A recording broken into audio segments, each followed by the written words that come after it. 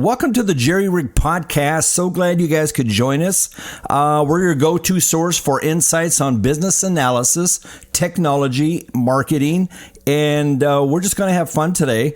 My name is Jerry Sherstead. I'm going to be your host, and hence the name Jerry Rig Podcast. Today we're going to discuss how to be a badass business analyst, and we have an incredible guest. Her name is Vanessa Grant. She's a ridiculously huge powerhouse in the Salesforce ecosystem. So join us as we explore the secrets on how to become a badass business analyst.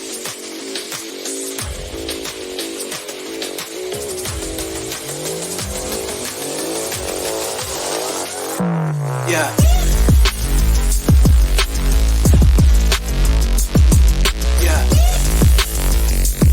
This is the Jerry Rigged Podcast, your no-nonsense knowledge base for business technology, marketing, and analytics. And now your host, Jerry Sherstead.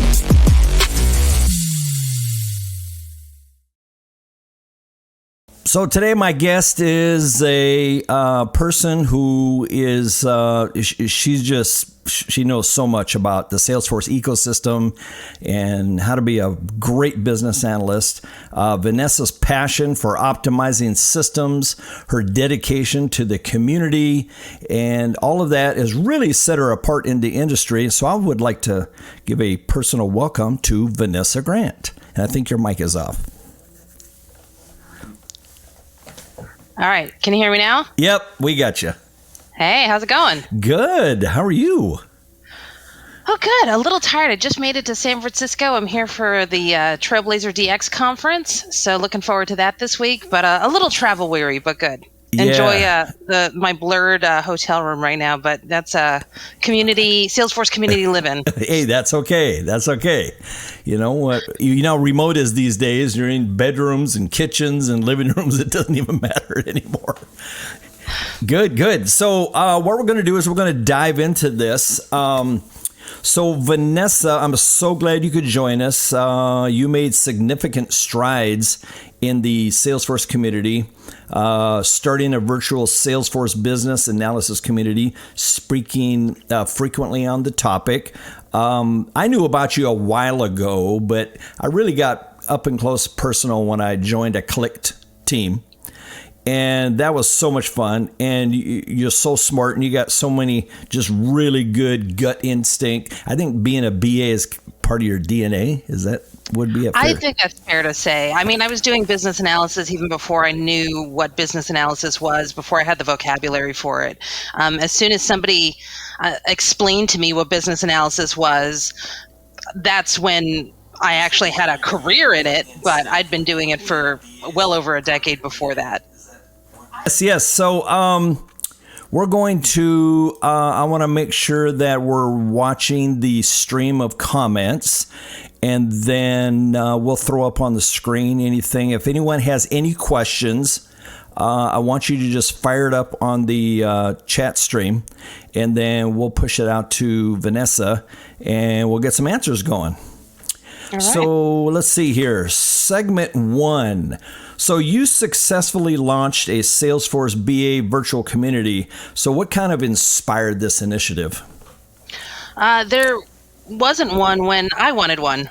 So when I really started digging into the Salesforce community back in like 2020, 2021, I started learning about all of these Trailblazer community groups. So there's an admin group, there's a developer group, there's a user group, there were nonprofit groups. And so I was like, okay, cool. Maybe I'll just start a BA one if there isn't one that already exists. And I thought it would be really easy just because I didn't know a whole lot about the administrative side of those communities.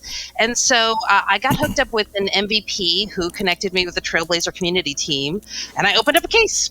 And I was like, all right, let's get a BA group going, because I think there's a need in the community, particularly post-pandemic. I thought it was important that we all connected. And I didn't think I could find enough BAs locally, so I thought having a virtual group would help bring BAs globally together. And it took me over 2 years, but eventually I got the Trailblazer community team to agree to allow me to lead my group. So hopefully turns into something larger than what it is now, but we're still in our infancy. I'm sorry it took so long, but my hope is that together we'll be able to not only network, connect with each other, but also really champion business analysis in the Salesforce ecosystem, where I think it's very, very much needed. That's cool. That's really cool. So I've been an entrepreneur for 25 years. I've owned multiple companies. I'm in that part of my life where I don't really want to start any more businesses, right? And it's funny, when I started diving into this thing called business analysis, I think I spent the first month going, oh, yeah, I've done that. Oh, I've done that. Oh, yeah, I've done that. I guess I was a BA the whole time and didn't realize it. I think business analysis is often the foundation for a lot of roles. And I think if you need to understand customer needs, there's business analysis skills that are involved there. If you need to be an entrepreneur and start putting together, your understanding customer needs, understanding what you need in order to do some management, business analysis, understanding pain points, understanding needs, understanding how we can contribute to solutions, I think are all really important. Right now, I'm a product owner. As a product owner, I do business analysis every day. Am I a business analyst by title? No, not so much. But those are skills that I'm going to take with me forever, because I think, especially if we are in the business of doing IT projects, including Salesforce projects, and I throw that in the same category, business analysis is really the foundation of a successful engagement. Nice. Well, I've always loved, one of the things that I loved about business is untangling problems. And when you own a company, between employees and accounting, customers, processes, production, whatever the case may be, you're always untangling problems, it seems like. So Michael was kind of asking, what brings you the most joy in your work? What do you love the most? What I love the most is the human aspect to it. Mostly if I have a successful engagement. So let's say we've delivered a Salesforce project or a Salesforce implementation or a new feature. Being able to save people time in their day and making their days easier. I think it's hard enough to be a human in the world, and we end up spending 8+ hours a day at work. So the idea that I can reduce the friction in somebody's day and make their day easier, and let them focus on the things that they want to focus on. It's really frustrating when you've got people that are, they're showing me their processes, and of course it's super painful for them, but it's almost kind of exciting for me because I can see in my head how we might be able to optimize it. So seeing a really difficult process or challenging process that maybe involves a lot of unnecessary steps and optimizing that, of course, with my favorite tool, Salesforce, is often my go-to. But seeing that change in the organization is always been my favorite thing. Yeah, that's cool. And I think if it's in your DNA, that process you just described is really what drives us a lot. So when I really started getting under the hood of being a BA, my brain was just kind of lost in this BA world, because you got the IIBA, you got the CBAP certification, and my brain kept going, okay, we have a certification called a Salesforce Business Analyst. What does that have to do with the IIBA and CBAP?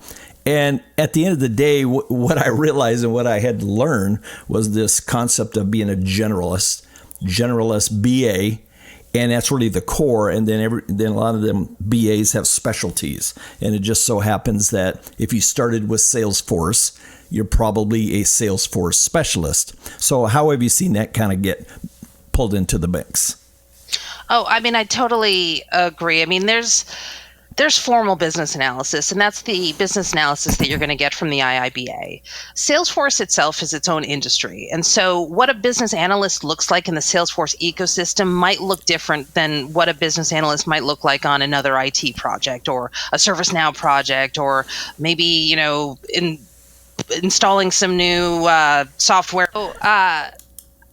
I think with the ecosystem, because business analysis was introduced a little bit late, the BA certification only really came out, I think, in 2022. It was only really introduced as a formal role, like an actual role that could exist, like in 2020 on the Trailhead website. I think Salesforce in particular is maybe a little late in figuring out what a business analyst is supposed to do or how important business analysis activities are in Salesforce projects. And so while I think it's really important to understand that formal IIBA style of business analysis, I think when you're a BA in the Salesforce ecosystem, you have to understand the nuance in this particular industry where almost every BA, when they're first coming out, is going to be expected to be able to handle administration and configuration, and they probably are going to look a little bit more like an admin than a BA on their first projects. And then what particular jobs they may have to do on a Salesforce assignment would be different than maybe what they'd have to do on some more formal IT project. So there is nuance, and I think that's why it's important that we do have the Salesforce BA certification. But I also do think that as Salesforce as a industry evolves as far as how we deliver projects, we will move closer and closer towards more formal business analysis. Yes, and I agree with that. And I think part of it, like especially if you're out there, trying to hunt down a job, I've noticed that, the little smaller to medium-sized organizations are kind of like, oh, we need a Salesforce administrator. Oh, and by the way, we want you to know Apex. And by the way, we need you to be a BA too. And where, as you get a little bit higher in the food chain in the business world, where larger organizations, the roles become more siloed. And when they hire a BA, it says Salesforce business analyst, and they try to still sneak in some developer stuff in there. It's like, nope, I don't know Apex. Let me just get that right on the table. I know zero Apex. So, yeah, interesting. But as time goes forward, I'm seeing that need. And, like I said, I've owned lots of companies and I never knew it was like a thing. I kind of sort of heard about it through the ecosystem. So, how important? Oh, go ahead. I'll throw in a little thing. I think so. All right, you go to the Trailhead website and you go to the admin skills kit. There's a whole section on like what are the skills that an admin needs to have. There's like 14 skills. It's a little out of control right now, and I'm looking for the industry to correct itself a little bit. But I think certainly if you want to be a good admin, you have to be able to wear a BA hat. You can be an okay admin and not do and just be kind of a ticket taker, but to be a good admin, you need to be able to wear a BA hat. And I would love to see a BA section in the admin exam, because everybody's taking that admin exam. And okay, well, what are the skills that we need to be a good Salesforce administrator? You need some business analysis skills. So I think that is very important. But I would love to, see the roles maybe adjust a little bit that are common in the Salesforce ecosystem, so it isn't such a mishmash in these job postings. I totally agree with you. It makes me very cringe. But I've never written any Apex for anybody that's concerned about it. Well, yeah. What I've noticed is, and I actually did a podcast on this, and because over the course of about 4 or 5 months, I had went through about 60 to 65 job interviews. And one of the things that I learned was, I said, hey, folks, do not stress too much about Trailhead and certifications. Yes, go ahead and study all that, get your certs for your own knowledge and your own personal satisfaction. But trust me, a lot of recruiters, a lot of hiring managers, they don't even know Trailhead exists. Some of them don't even know that there is such thing as a Salesforce certification, let alone a BA certification. So I've had lots of the conversations where they're just never question about certifications in interviews, just don't know anything about it. And, that's okay. I don't know that that's okay. I think that's a big problem why we have so many janky implementations of Salesforce out there. Right. It's because, when folks that are sold Salesforce, the customers, they aren't sold on how to, they don't get that little cute Petco manual on how to care for your Salesforce org, Right. So they don't know how to staff properly. They don't know how to maintain it properly. They don't know that business analysis is important. And that's where I'm talking about championing Salesforce business analysis in the ecosystem. It's not just for the professionals. It's also for the customers, because they need to know as soon as we go live. It's not like, okay, set it and forget it. That is definitely not Salesforce right now. Well, a lot of these companies think that. So I worked for a company out of Dallas, Texas for almost a year. And they had a Sales Cloud org for about 12 years. And when I got into it, it was a mess. So I started talking to folks, and they had, over the course of 10 to 12 years, they probably had 8 to 9 different admins that worked for them. So everybody's cobbling together stuff different. You got IT jumping in that know nothing about it, and they're changing stuff. So what I learned was this organization, it was kind of like a, I don't know, pardon the term, a redheaded stepchild. Everybody used Salesforce. The company relied on it, but nobody in management took it serious. Like, we're not spending no money on it. We bought the software. That's all we need. And they kind of have just exactly what you're talking about, where they buy it and they just think, well, we bought it, so what else do we need? And they don't realize, they need somebody to manage that. Well, I think a lot of, and maybe I'm definitely a little bit on the older side. So I do remember the days of like, you'd buy software, you install it, and then that's the software you have. Right. Like the SaaS era is still kind of confusing to older leaders that maybe aren't as up on some of this stuff. And like the idea that Salesforce is a platform that is going to have 3 releases a year is like not something that they consider. It's not something that they even know about. Architecture, the business analysis, DevOps, like there's so much that goes into a Salesforce org that if you don't have the team in place to actually take care of it, that's where you are going to end up with your 8 admins. And where, you tell me that particular scenario, and in my head I go, well, they didn't have the right documentation, because Salesforce is a team sport. So what are our team naming conventions? What do we agree on as far as automations are concerned? What is the information that we can pass from one person to the next? And whether it's admins that are coming and going, or consultants that are coming and going, or even just as far as like, what's our security model? How do we decide what questions we need to ask so that people actually get admin access or get any access? These are the things that are so important as far as governance goes. And that whole set it and forget it mentality is what will ultimately lead organizations. And it really is, you need educated leadership and the time and the budget and the resources to actually be able to set those standards, set that governance, set those touch base points with your stakeholders, build the right team, build the right documentation, and maintain the thing so that you can continue to be successful. Otherwise, you're going to be burning your Salesforce org to the ground and rebuilding it and throwing more money at Salesforce every 5 to 10 years. That's exactly what I've seen. No, exactly. And I completely agree. I think there's a part there you got to remember, though, is motivation. Some of these companies, they know what they need to do.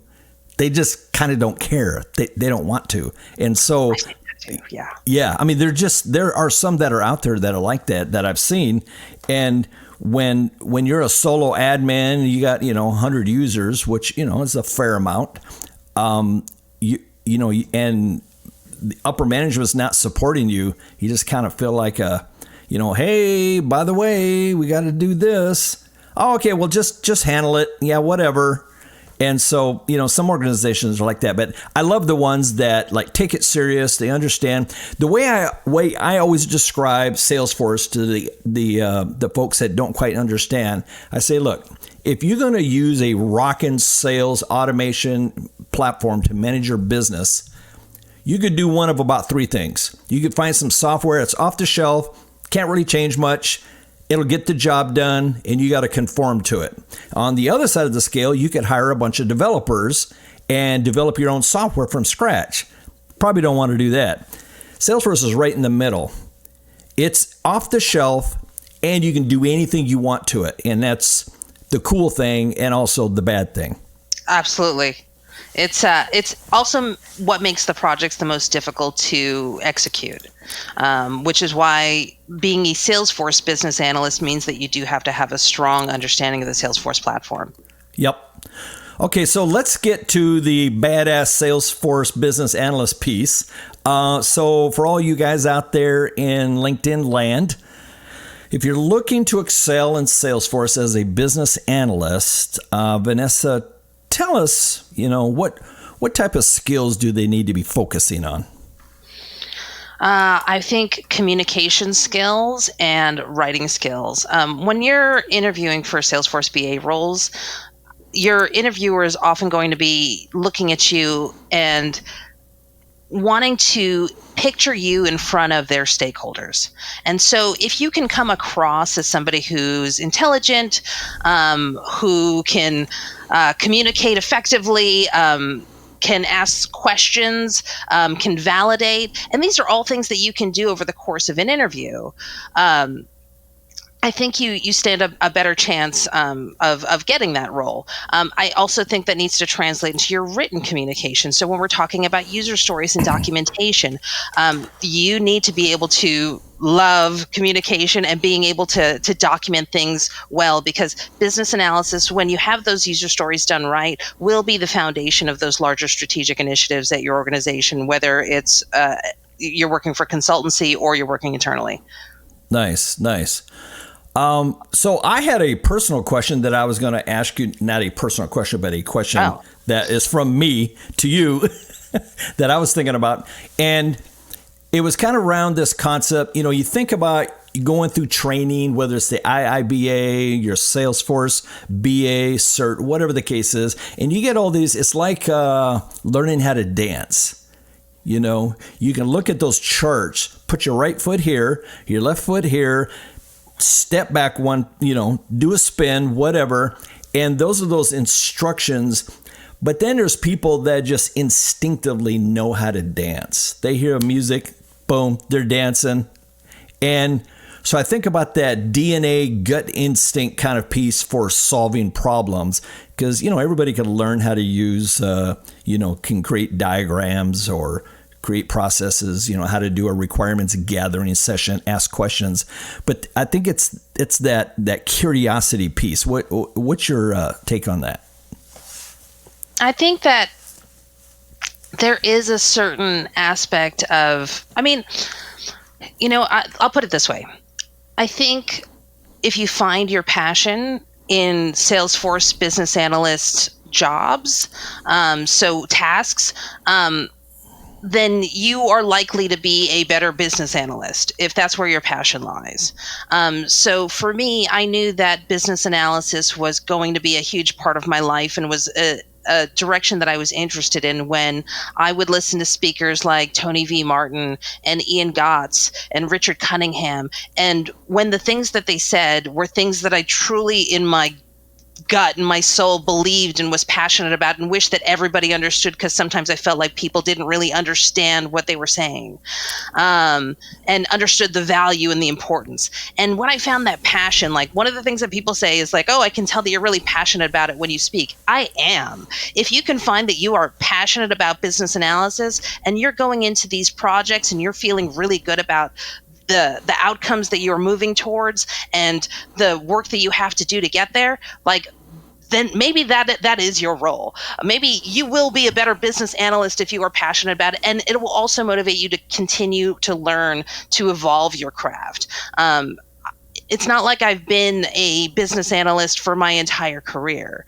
Have I been doing some business analysis tasks? Yes, but formally I haven't been doing it for that many years. But it's something that I'm passionate about. So my trajectory has been a lot quicker than others. Sure. And so that's where I would say, like, yes, it's in my DNA, but that's also what makes me good. But I don't think that it's the only way to make you a good business analyst. I mean, you can just study, drill, practice, have a lot of Salesforce experience. But do I think that having some passion for the craft is helpful? Yeah, absolutely. Well, that, having owned multiple companies, owned businesses, having ran accounting because you had to, having had to hook up the phone system because you had to, running marketing, managing sales teams, managing building houses out in the field, hammering 2x4s to get the house completed. I think that you forget how much you can bring into a BA role, because every time I sit down with some requirements gathering, my brain is already 2 steps ahead going, oh yeah, I know exactly how to sort this out. I know exactly what they're doing wrong and why they're having pain points. So do you find that any of your previous experience kind of comes up to the front when you're listening to, stakeholders? Oh, I mean, absolutely. I didn't realize until I'd been working for a number of years that there is a certain gift that I have, and I'm sure others have, where they can see a process and already think about the ways that they would like to optimize it. And that's just something that I brought even before I was doing Salesforce work, where, okay, I worked at a real estate. I was a rent collector for my first job when I was 18 because my uncle owned a real estate. And I built out a database for them because I was tired of doing a manual check every time, check mark every time somebody brought in their rent check. I was like, no, we need a database. That way we could actually pull some reports and get my call list together. That wasn't anything that I was paid to do with my, I think I was making like $7 an hour, but it made my life easier. That's where your brain was going. Yeah, exactly. Oh, there's nothing. I used to do marketing for this home builder, and this home builder in the Seattle market, they had about 15 offices between Washington, Oregon, and Northern California.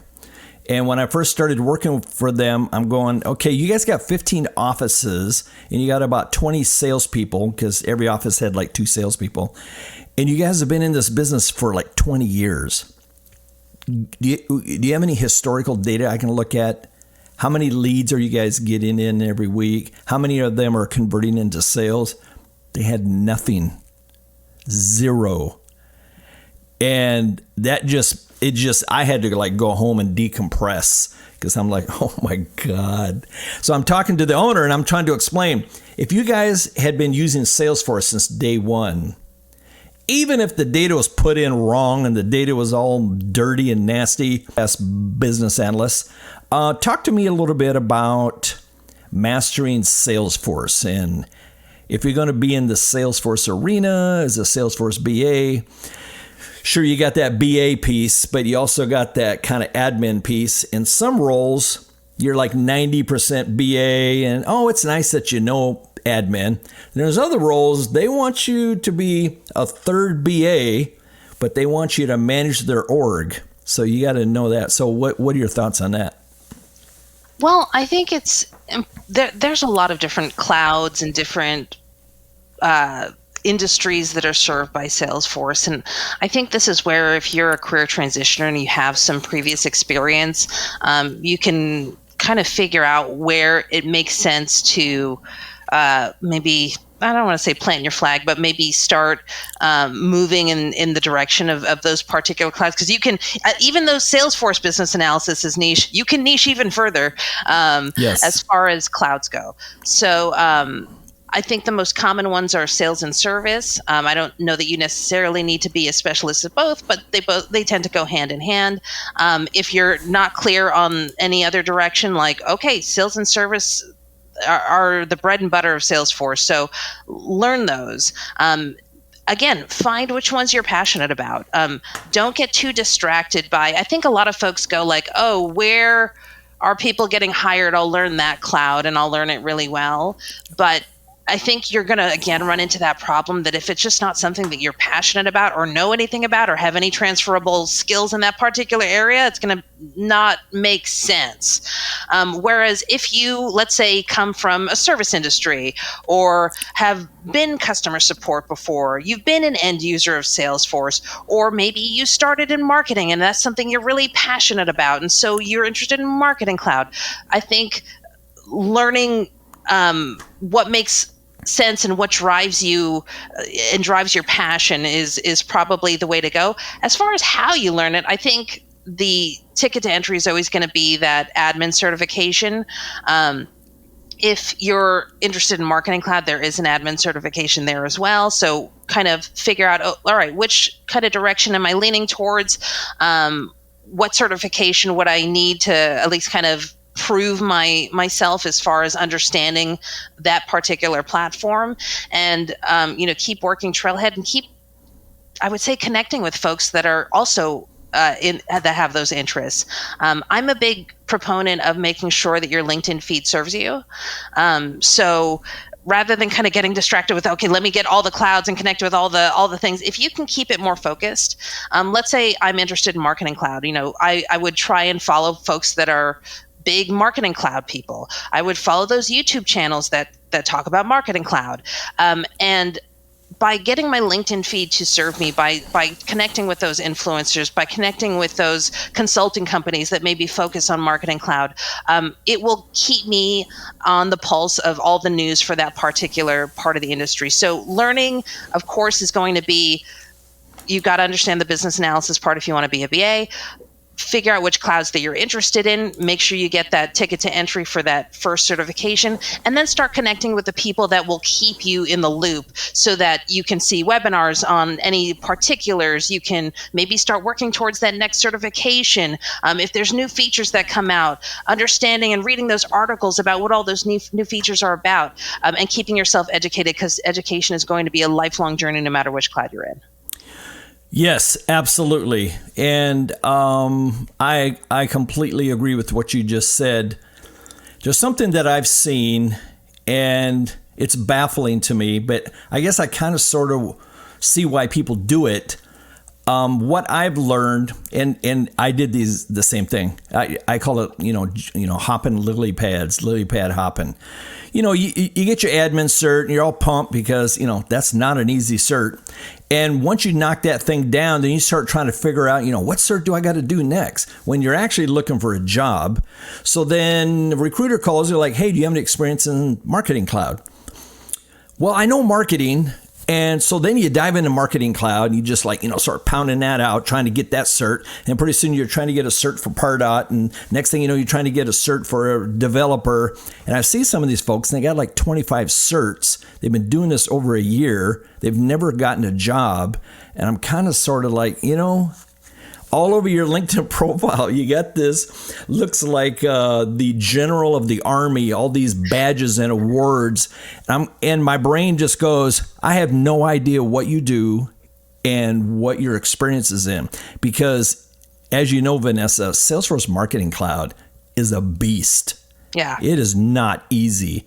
And I'm a marketing guy, and I know HubSpot, I know ActiveCampaign, Zoho, and Salesforce, but first time I really started diving deep into Marketing Cloud, I was like, poof, like what the heck? You got to be a developer to really run Marketing Cloud as well as a marketing person. So yeah, I 100% agree. And I would really, really stress folks, if they're trying to get a job in the ecosystem, find the thing you're good at, find the thing you love, find the thing that you probably have some experience, and you got to just focus on that.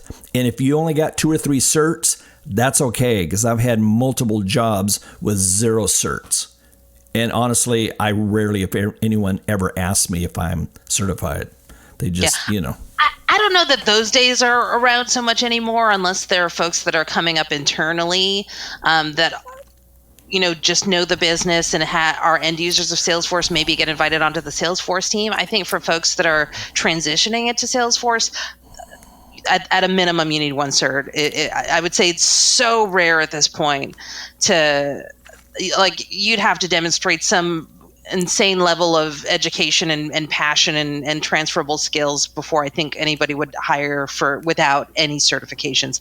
And it used to be different. Like, I would say the Salesforce job market has been evolving probably, gosh, it feels like every 3 years it either dips or goes up, or what folks are looking for kind of changes a bit. But post-pandemic, there was you couldn't throw bodies at Salesforce projects fast enough, anybody could get, it was almost like anybody could get hired, like, oh, Salesforce riches, because there were Right. so many companies doing like digital transformations that the experience that, as long as you had some transferable skills and weren't going to embarrass somebody in front of a client, they would throw you on Salesforce projects. Now that kind of period has died down a bit, post-pandemic, we are seeing a little bit of, you do need that cert to kind of even get through the door. And salaries are probably, I would say, decreasing a bit these days because so many people did come in during that time, but the work has not kept up. Yes. The cert many times has gotten me into the first interview, at least helped. I was like one of the boxes they were checked. Is he certified? Check. Blah, blah, blah, blah, blah. You get into the interview, and I tell you what, clicked. And just being able to look back at problems and then my solution and a problem, my solution, all went into my my interview story toolbox that I pull from, because there's one thing across the board I've found at job interviews is they want to know what you've done, and they want to know that you know what you're talking about and you have some experience being able to say, oh yeah, one time blah, blah, blah happened, and this is how I solved it. And when you talk at that level, that gets you to the second interview and the third interview and potentially a job offer. So talk about fostering strong stakeholder relationships, because that can go sideways real quick. As far as fostering strong relationships with stakeholders, I think it's really important to be a bit charismatic and likable. Don't start using a bunch of technical Salesforce jargon when you walk in. Don't try and be the smartest person in the room. When you are working with stakeholders, oftentimes you have to imagine, like, if you put some empathy into the situation, and I think it's really important as a BA to be empathetic. You're oftentimes walking in and they know their jobs are going to change, and that's scary for them. And almost to a certain extent, if we're taking their business processes and changing them, that will oftentimes foster a feeling with them that maybe they weren't doing their job well, or that their job wasn't being done optimally or properly. And so coming in being like, oh, I'm the smartest person in the room and I'm the Salesforce person, I'm going to save you, is not going to foster a really great stakeholder relationship. So coming in from a place of, I'm here to help you, and I really need you to be as honest with me as possible and answer the questions that I have so that we can get you to a place where you can be even more successful than you are. I think part of that is also making sure that we have the proper executive sponsorship so that they respect that you're in the room and that there are other stakeholders, beyond the people that are in the room that are supporting the project. And I think it's also really important to validate when you're speaking to a stakeholder. So if they explain something, especially if it's something that's like industry specific or something nuanced with their particular business process, you go, okay, so just so I understand, let me repeat this back to you and just make sure that I got it right. And that's something that's going to be reflected in your communication with them verbally, but it should also be reflected in those user stories that you're going to get, that if you're doing an agile project, you'd also want to validate with those stakeholders to make sure that you captured everything properly. Stakeholders want to feel heard. They want to feel like they're understood.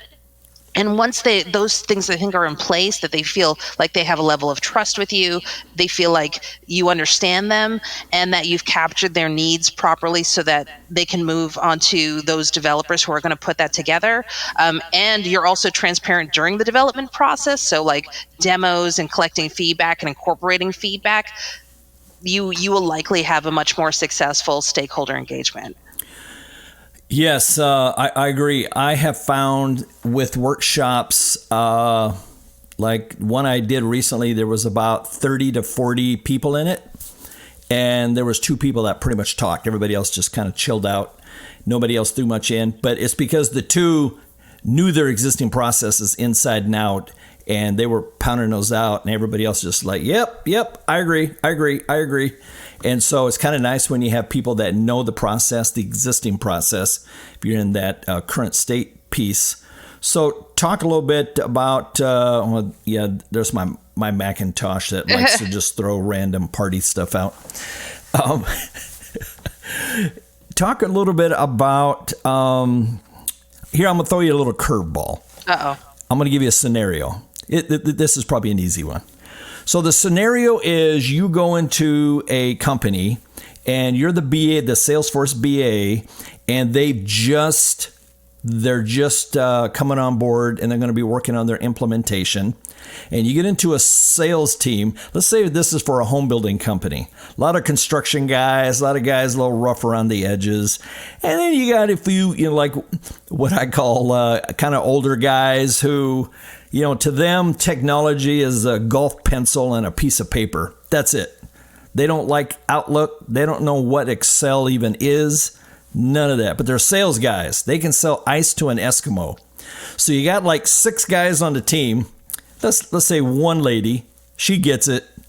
Then you got 4 guys, a couple of guys get it, but you got like these 3 or 4 older guys that just, you got to bring them along kicking and screaming. What is your approach for the first stakeholder meeting? Well, I mean, I don't know that I would necessarily, especially if they were all kind of resistant. I don't know that having a big workshop with all of them would necessarily be the way. I'd probably aim for, who manages them? And direct me to the couple of SMEs, the couple of folks that you want me to learn the process from. Who does these things best that you want to emulate, so that we can, and yes, everybody's going to, especially if you don't have a particularly well-documented process, you're going to have those 7 salespeople. They might do their jobs all completely differently. But right. I think that there's also going to be a manager that's going to have some sense of who's the poster child, who's doing this in a way that I'm also getting the information that I need, that then I think that they're doing things properly. They're not cutting too many corners, or if they are cutting corners, like maybe it is I just interview the manager first, because I also do need their pain points. But I think having them identify 1 or 2 SMEs and maybe getting those SMEs in a room and having them agree on what their day-to-day looks like and what those processes are, and letting them talk it out a little bit between each other, so that they can go, okay, well, wow, that's an interesting that you do. How should we do this moving forward? I think would probably be my direction, but I would really need that manager to sponsor me, because going in with a bunch of folks that are resistant and are already planning on not adopting stuff, right. Like that means, okay, I need more executive sponsorship, and we need a kickoff so we can get everybody excited first. Maybe we need some, not vision boarding, but some art of the possible, so that they can get a little bit hyped. I don't know that those would be the folks in the construction company, but maybe there is another construction company that's done some really cool things that we'd be able to point to. Well, some of the smaller organizations, they're a little more to the point. They don't pussyfoot around. They get the guys in a room. It's like, hey guys, so here's the deal. We're bringing on this new CRM system. You got to use it. End of story. So just wrap your head around that concept. And if you don't use it, then you're not going to get paid, because all the commissions are going to be pulled out of the sales system. And if you find that your paycheck is a few thousand short, it's probably because you weren't putting your leads in the system. So there you go. This lady, Vanessa, she's going to come by and she's going to start pulling together some of your input. So be nice to her. And, you still got those gruff guys that are just like, I don't know, this whole thing seems kind of stupid. And you know what? I think there's also acknowledging how they feel about that. I mean, it's not like you're wrong. Like, if we don't do this right, it's gonna be bad. This is why I'm here. Like, I wanna understand what you're going through here. Like, it's not just about like, okay, let's just collect a bunch of information so we can push it up to management. Like, I actually want to make your life easier. So what are the things on your day-to-day that would make your life easier? Is there information that you wish you had at your fingertips? Like, let's talk about those things, and let's talk about what your day-to-day is. And maybe the first day is just that I just hang out with them for a day and shadow them, and show some respect for their current job, and start taking notes and asking them questions and building a rapport. The approach will be a little bit different. Building rapport is huge. Oh yeah, huge. I actually did virtually the same thing that I'm explaining right here. And what I did was I realized that most of these guys that are kind of lagging, they just don't know what it is. They don't understand it. They don't live in the technology world. I mean, we live in it, so it's second nature to us. So what I did was, I said, guys, I want to show you something. Just give me 10 minutes. And I put on a PowerPoint and I showed them the user interface for a lead object. That's all I did. I say, here's the deal. All you got to do is type in blah, blah, blah, blah, blah, blah, blah. Save it, done. Now here's what's going to happen. Automatically behind the scenes, all them emails you've been sending out, there's a bunch of them that are going to just go out automatically. You don't even have to think about it. Secondly, you're going to make more money. Oh, there goes Vanessa. She died again, I think. Okay. Anyway, so I told these guys, all this stuff's going to happen. You're going to make more money.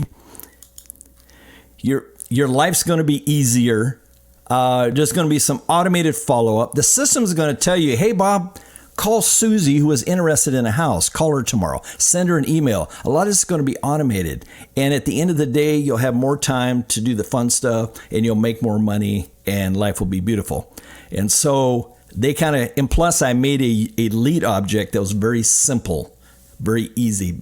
Not too many fields, and then I added fields as kind of, bite-sized chunks as time went on. And then after 6 months, they never even, it was like they had always been using it. Yeah, I mean, that art of the possible stuff at the beginning, like that, getting them educated on, also, besides educating them on the actual tool, I think it's also important to educate them on what the delivery process is going to look like. Sure. Like, why are we interviewing them? Why is business analysis important? Yes. Because especially if they're going to be spending a lot of time with me and I'm trying to get the proper requirements, having them understand that if we don't get this part right, like we're going to end up building stuff that's not going to be beneficial to you. So the more that you can tell me and bring me into your confidence and show me, what you do, the better it'll be for everybody. And the happier you'll be at the end of this thing. So Jason had a question, and he says, is it more effective to learn Salesforce skills as an existing BA in another industry, or learn BA skills as somebody who's already in the Salesforce ecosystem? I don't know that it makes a huge difference. I think the important part is that if you're going to work on Salesforce projects, you need to know Salesforce. So if you're a BA in another industry and already have some formal business analysis training and experience, I think that's fantastic. Learn those BA skills, get that admin certification, and I think you'll be in a good spot to take on an SFBA role. Now, if you're already working in the Salesforce ecosystem, you might already need some business analysis or work with a business analyst, and learning that a little bit more formally will also get you there. But I think the important part is if you're going to do business analysis in the Salesforce ecosystem, you have to know Salesforce so that you're not custom building everything just because you don't understand the platform. Yeah, that makes perfect sense. So as we're winding things down here, maybe you could tell us, what are Vanessa's, let's say, top 3 skills and or personality traits that make a badass business analyst? I mean, I don't know how badass empathy is, but that's always my number one. Empathy is so important in this field. I think communication. So I don't know if I can get verbal and written as just kind of one bullet or right. And I think, let's see, a third skill that I think is really important to be a business analyst. Let's see, communication, empathy, teamwork, the ability to work with a team. Business analysts are often on projects, and those are going to be team-based. The BA, if you're one BA on a project and you're also doing the solution architecting and the configuration, you're not just a BA. And make sure you're getting paid more money. So being able to work well in a team and being able to, I would say maybe having like some DevOps skills to a certain extent, because DevOps is, besides deployment, there's also the culture of a team and how we deliver projects is part of the DevOps process. And I have found that learning that's also very important when you're on, team-based project after team-based project after team-based project. Yeah, that makes sense. That makes sense. I actually, sorry, I guess, or maybe I'll drop that one off and say, of course, you have to know Salesforce, but I feel like that's kind of a given. Maybe that's not like a skill so much as like you just need to know that. Well, I kind of feel like it's kind of nice. I mean, like if you went out and got your CBAP or one of those IIBA certifications and you kind of had that foundation and you've already been in the Salesforce ecosystem, that's kind of cool, because if for some reason you can't quite like plug into a Salesforce BA role, you have that generalist knowledge so that you can, be a BA anywhere. Oh, absolutely.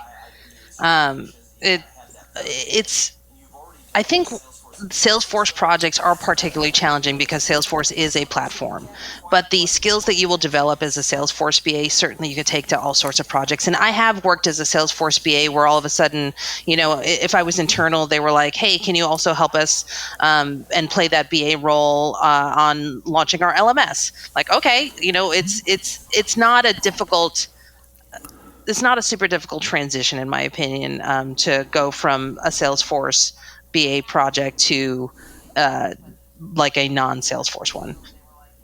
Unless it's like another platform. Like if you're doing like ServiceNow, okay, well, you should probably know some ServiceNow before you're moving into that. Yeah, for sure. Well, pretty much any software, whether it's Microsoft Dynamics or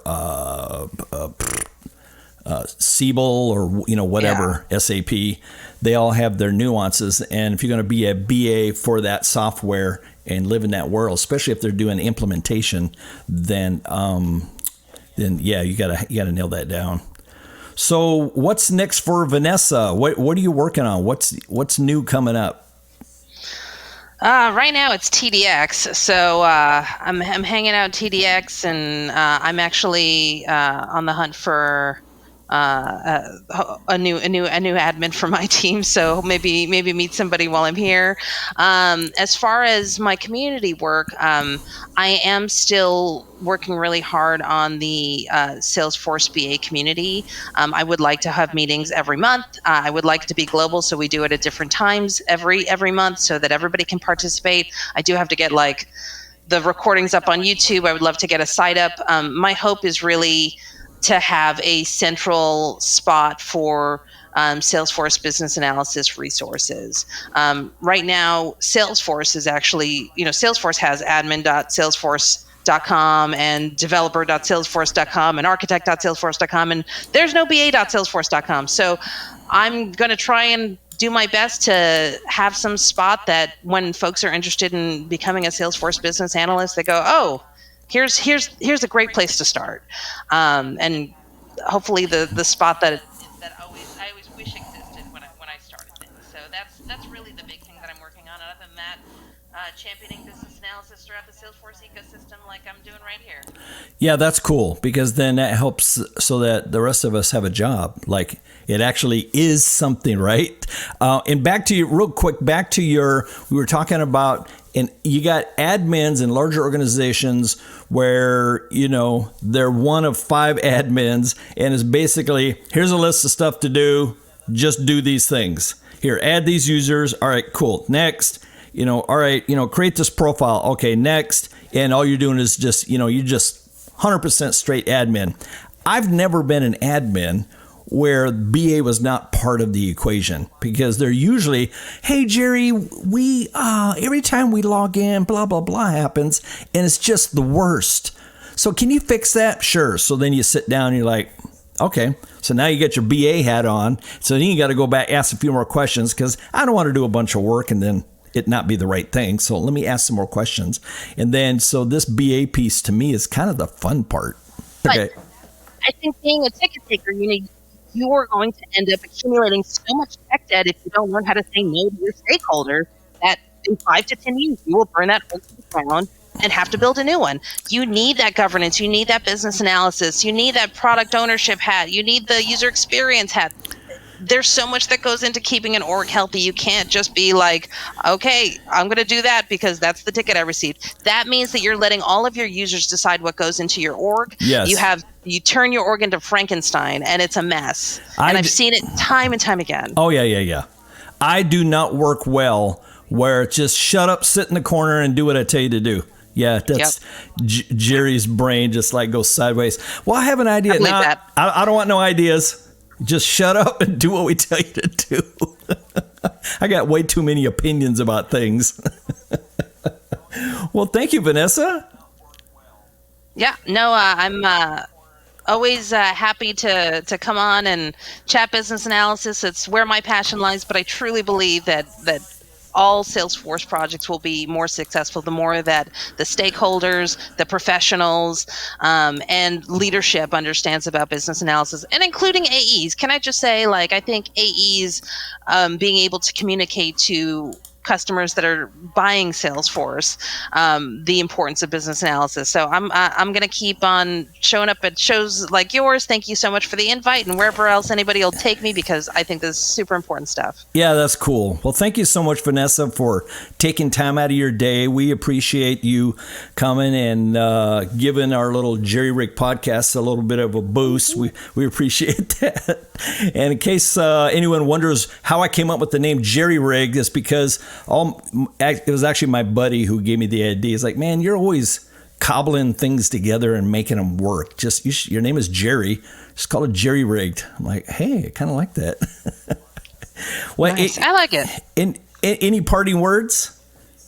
I guess all the best to you, Jerry. It was a pleasure meeting you during Clicked. If folks are interested in a more of a safe place to try out some business analysis before they get on a true project, definitely go the Jerry route and come hang out with us on Clicked. But it was great meeting you, and I really appreciate the invite. Thanks, Vanessa. And everyone else, you guys can hit me up on LinkedIn. And just want to thank everyone for coming today. We're going to be signing off. This is where business innovation and processes and curiosity meet technology. You'll stay one step ahead of the game if you hanged out with Jerry. The Jerry Rigged Podcast. Don't forget to subscribe on Apple, Spotify, or Google. Business technology for CEOs, managers, and business owners. We're here to deliver insights and strategies without the fluff. This is the Jerry Rigged Podcast.